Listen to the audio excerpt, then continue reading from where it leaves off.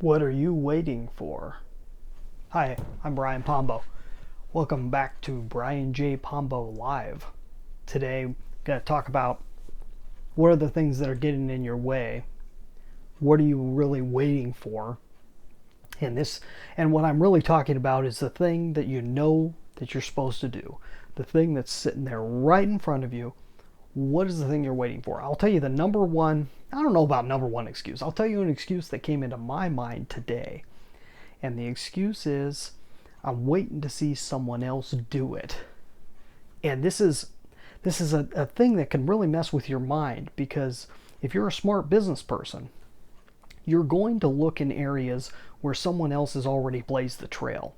It's like they say about pioneers always taking all the arrows first. You want to see someone else do it at first if you can. You want to see that there's demand in a marketplace and all the things that are necessary.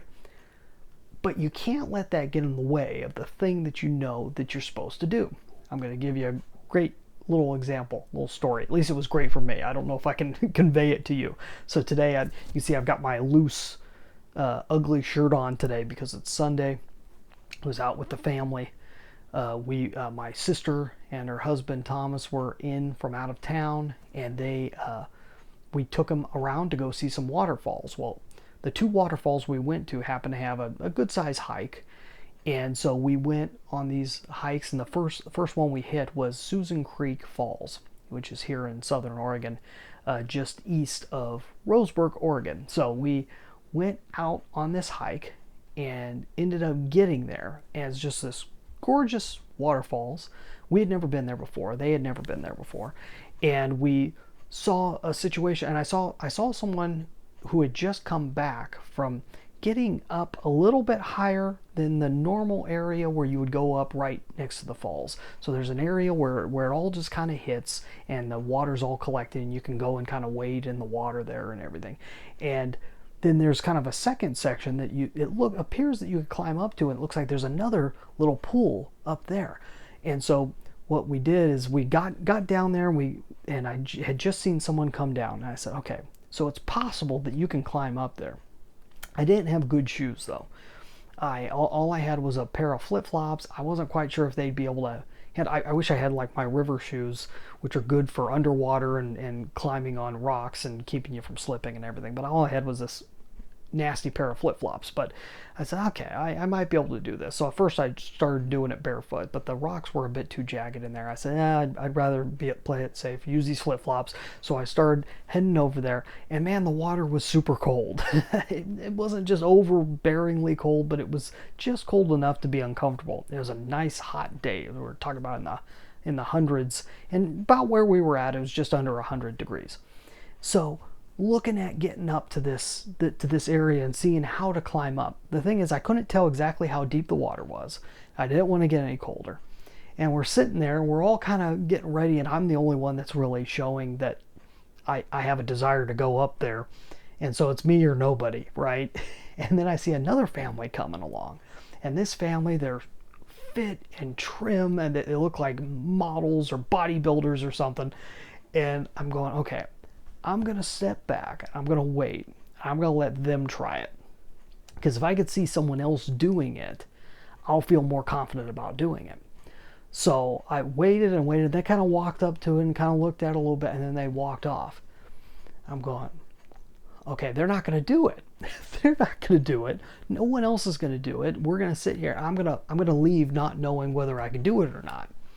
I knew it had to be done. I'm sitting there staring at the thing. I knew I had to climb up there. I had to at least try. If it's too deep, it's too deep. If there's no way I can get my hands on it, that's fine.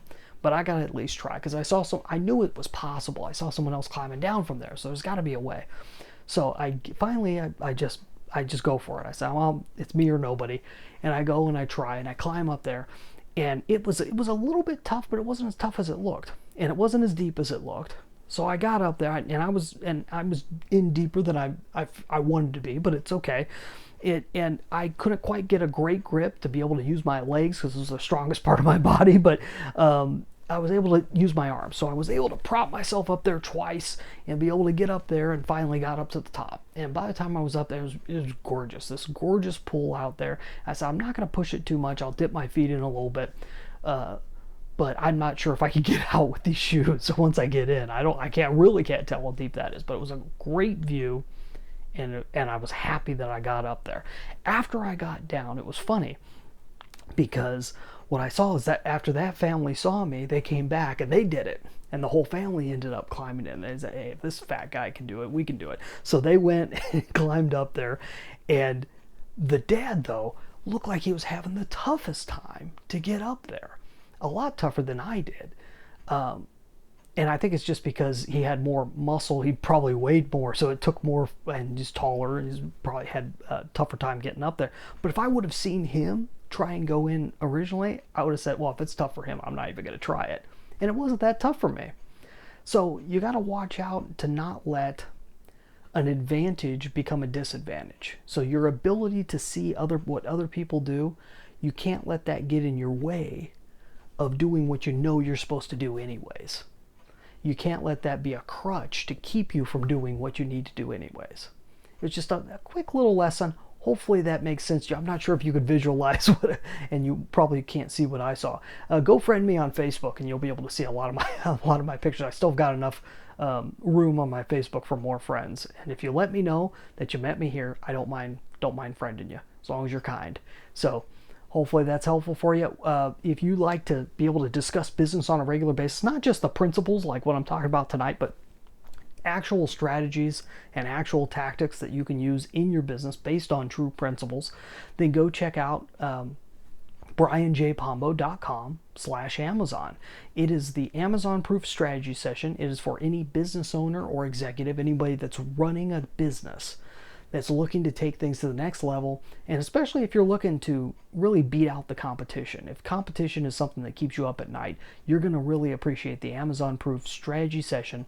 Like I said, brianjpombo.com/Amazon. That link is in the description. Just copy and paste it over, and we'll see you back here again tomorrow night. You have a great night. Get out there and let the magic happen.